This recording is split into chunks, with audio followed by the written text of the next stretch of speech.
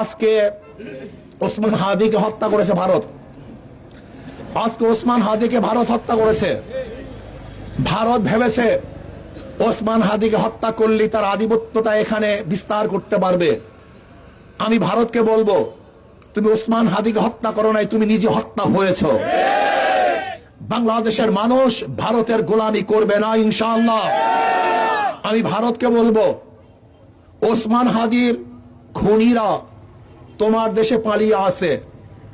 বিশ্বাস সূত্রে আমি জেনেছি তারা ভারত পালিয়ে আছে। যদি ওসমান হাদির খুনিদেরকে বাংলাদেশে ফেরত না দেওয়া হয়, তাহলে ইনশাআল্লাহ ভারতের সাথে সমস্ত কূটনৈতিক সম্পর্ক আমরা ছিন্ন করবো ইনশাআল্লাহ। ভারতের সাথে কোনো সম্পর্ক থাকবে না। আমাদের শত্রু, আমাদের দুশ্মন, আমাদের খুনিদের আশ্রয় প্রশ্রয় স্থল হলো ভারত। কাজে ভারতকে বলবো, হুঁশিয়ার, সাবধান হয়ে যান, সাবধান হয়ে যান। খুনিদেরকে বাংলাদেশে ফেরত দেন, বিচারের আওতায় নিয়ে আসেন। যত জালেম গুন্ডারা আছে বাংলাদেশে ফেরত দেন। যদি ফেরত না দেন, তাহলে বাংলাদেশের মানুষ এমন গর্জন দিবে, আপনাকে ফেরত দিতে বাধ্য করবে ইনশাআল্লাহ।